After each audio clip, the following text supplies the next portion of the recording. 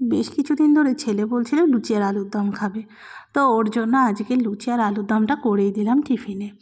তো ওর জন্য দেখো প্রথমে আমি আলুগুলোকে এইভাবে ডুমো ডুমো করে কেটে নিয়েছি আর লবণ দিয়ে সেদ্ধ বসিয়ে দিয়েছি প্রেশার কুকারে। তো এই যে প্রেশার কুকারে বসিয়ে দিয়েছি আর অন্যদিকে পানিটা গরম করে নিচ্ছি ময়দা মাখবো বলে।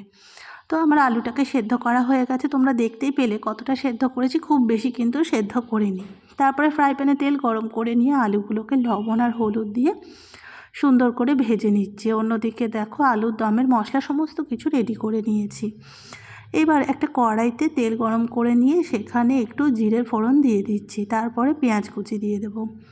পেঁয়াজ কুচিটা দিয়ে একটু নাড়াচাড়া করে নিচ্ছি আর তারপরে আদা রসুন আর কাঁচা লঙ্কার একটা পেস্ট রেডি করে রেখেছিলাম সেটাও কিন্তু দিয়ে দিচ্ছি। সেটা দিয়ে ভালোভাবে নাড়াচাড়া করে নিচ্ছি। এখানে লবণ হলুদ আর একটু শুকনো লঙ্কার গুঁড়ো দিয়েছি।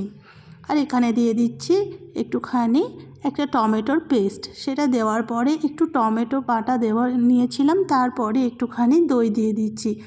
দই এখানে দিয়ে দেওয়ার পরে দু এক দানা চিনি দিয়ে দিয়েছিলাম, তা না হলে কিন্তু একটু টকটক ভাব লাগবে।